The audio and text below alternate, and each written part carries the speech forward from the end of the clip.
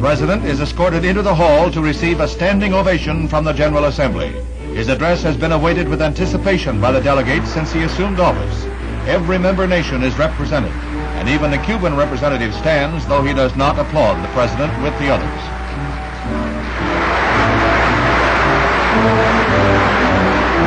Mr. Johnson is quick to reaffirm United States support for the United Nations, and then he outlines the aims of his administration.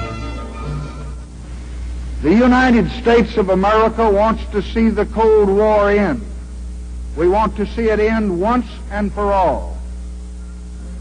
The United States wants to prevent the dissemination of nuclear weapons to nations not now possessing them. The United States wants to press on with arms control and reduction.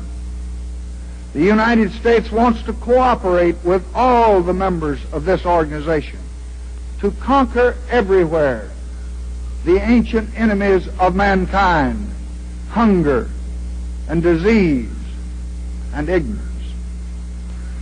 The United States wants sanity and security and peace for all, and above all,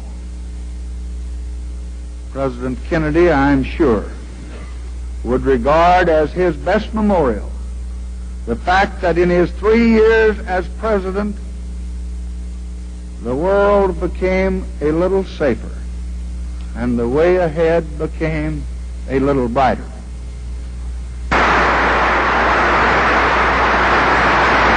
The President's speech receives wide praise from both East and West. Delegates saw in it a continuity of President Kennedy's commitment to pursue world peace above everything else. Swift and sure has been U.S. retaliation for communist PT boat attacks on the high seas. This is the Maddox, one of the 2 destroyers that were attacked while patrolling international waters in the Gulf of Tonkin near North Vietnam. Warplanes from 2 carriers, the Ticonderoga and the Constellation, avenged the unwarranted red assault with 64 sorties to North Vietnam PT bases. 25 boats, more than half the fleet, were destroyed, and North Vietnam oil reserves badly depleted. It is estimated 10% went up in flames after direct hits. The Pentagon said 2 pilots were lost. One was reported to be a prisoner of the Reds.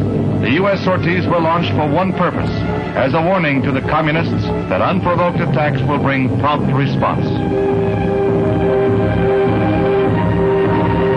The lights burned all night in the White House as President Johnson conferred with his advisors, and he went before the nation to report on the crisis.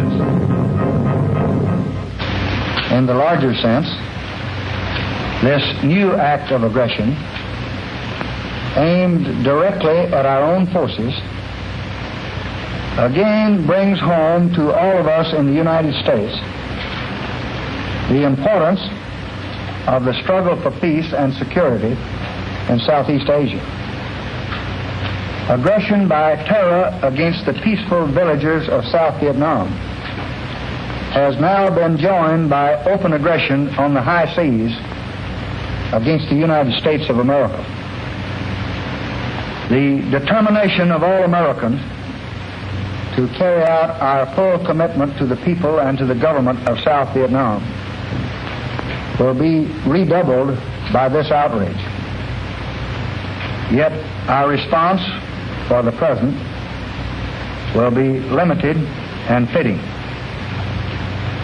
We Americans know, although others appear to forget, the risk of spreading conflict.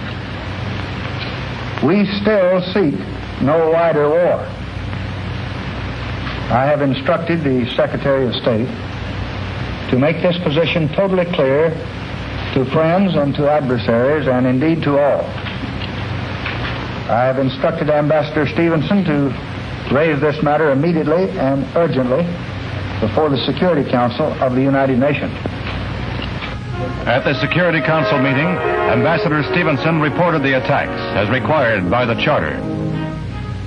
In Southeast Asia, we want nothing more and nothing less than the assured and guaranteed independence of the peoples of that area. We are in Southeast Asia to help our friends preserve their own opportunity to be free of imported terror, of alien assassination managed by the North Vietnam communists, based in Hanoi and backed by the Chinese communists from Peking.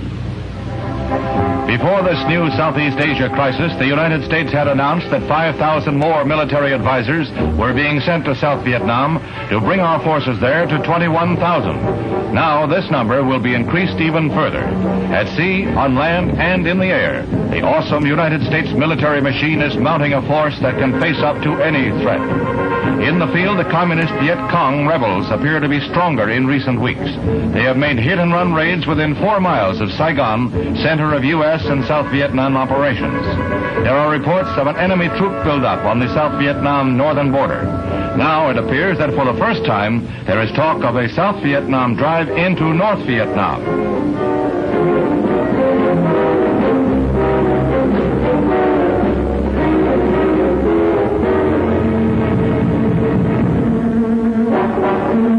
Reinforcements are being moved into strategic locations as part of a new strategy in this frustrating war. This is not to force a showdown with the Reds, but to emphasize the U.S. wish to contain the war.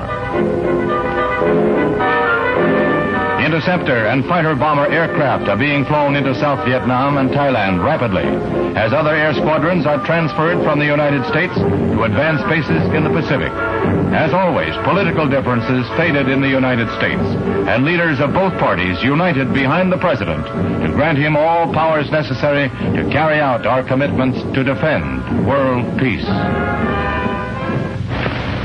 It is a solemn responsibility to have to order even limited military action by forces whose overall strength is as vast and as awesome as those of the United States of America.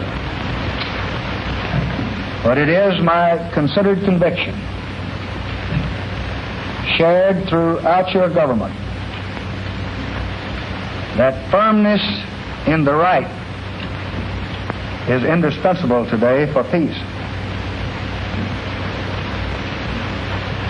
That firmness will always be measured.